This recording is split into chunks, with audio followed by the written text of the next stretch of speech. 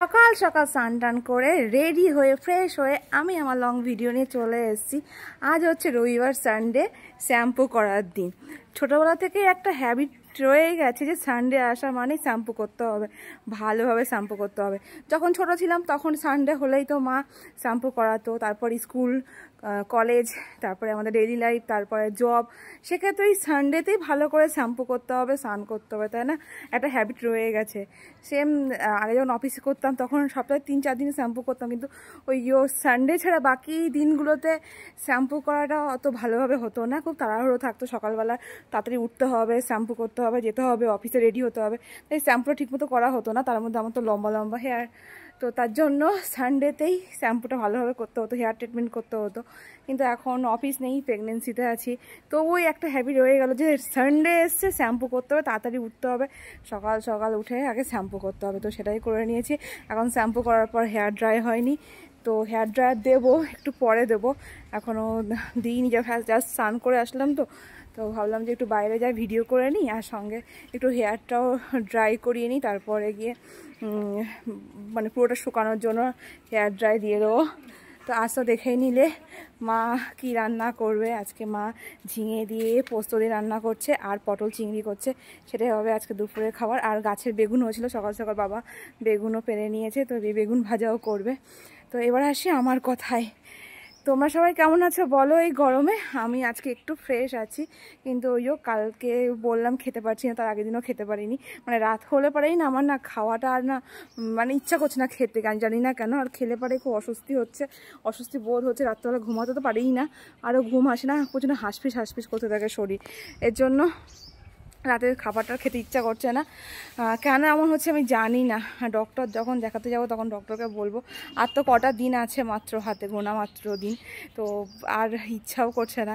কিন্তু বিশেষ করো আজকে 2 দিন হয়ে গেল কিছুই খেতে ইচ্ছা করছে না। কাল দুপুরেও সেম হলো, খেতে গেলাম, চিকেন দিয়ে ভাত মেখেছি, মানে ভাত মাখা মাত্র, খাওয়া মাত্র যেন কেমন একটা কেমন যেন হচ্ছে শরীরের ভিতরে, খেতে পারছি না, রাতে খেতে পারলাম না। আর ভালো ভালো ডিশ মানে আজ তো কদিন হয়ে গেল দোকানের বিরিয়ানি খেতে পাচ্ছি না। বাড়িতে যদিও একটু বানাই সেটা খাই একটুখানি টেস্ট করার মতো, বাকি কিন্তু ভালো মন্দ খেতে ইচ্ছা করছে না।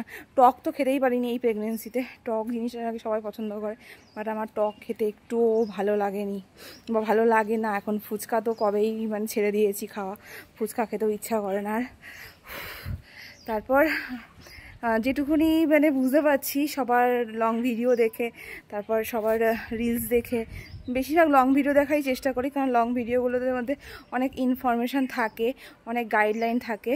যদিও যতটা আমার জানা আছে, আমার নলেজের মধ্যে আছে, তবুও নতুন নতুন কিছু আপডেট আসছে, সেগুলো দেখছি।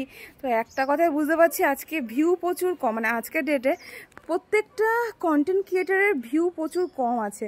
তো তার জন্য অনেকে ড্যাশবোর্ড লাল হয়ে যাচ্ছে, ভিউ আসছে না। আমার নিজের সাথেও হচ্ছে, আমার পোস্টে লাইক কমেন্টস পড়ে যাচ্ছে 15টা, 20টা, 30টা, কিন্তু সেখানে দেখাচ্ছে ভিউ একদমই কম, 0, কখনো কখনো 2, 3, 5টা ভিউ দেখাচ্ছে।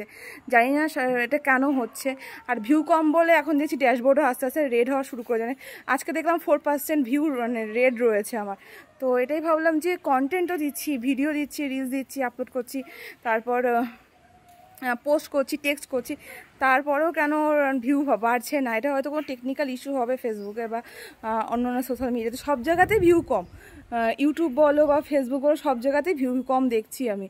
তো এটা নিয়ে ঘাবড়ানোর কোনো ব্যাপার নেই, আজকে ভিউ নেই কালকে ভিউ আসবে, কিন্তু কন্টেন্ট দেওয়া ছাড়া যাবে না। আমি তো এটাই বলবো যে ভিডিও দিয়ে যাও, ভিডিও পোস্ট করে যাও, ভালো ভালো কন্টেন্ট পোস্ট করার চেষ্টা করো, নিজের ফটো দাও, প্রকৃতির ফটো দাও, সুন্দর সুন্দর ভিডিও বানানোর চেষ্টা করো, নতুন নতুন আইডিয়া নিয়ে আসো, সেগুলোকে ভিডিওর মাধ্যমে সবাইকে জানাও, সবার মধ্যে নিজেকে ছড়িয়ে দাও, নিজের ভালো ভালো মন্তব্য রাখো, পোস্ট রিলেটেড মন্তব্য রাখবে। আর যেখানে কাজ করছো না কেন ভালো করে পুরো ভিডিওটা বা রিলসটা দেখবে, টপিক অনুযায়ী কমেন্টস রাখার চেষ্টা করো। ওই স্প্যাম কমেন্টস করবে না, বা ভালো হয়েছে, ভালো লাগলো এইসব, বা কেমন আছো, একটা ভিডিও দিয়েছে তার লিখছো কেমন আছো, আরে সে তো তোমাকে জিজ্ঞাসা করছে না, সে তো বলে দিচ্ছে আমি কেমন আছি বা কিছু জানিয়ে দিচ্ছি। তো পোস্ট রিলেটেড কমেন্টস করার চেষ্টা করো।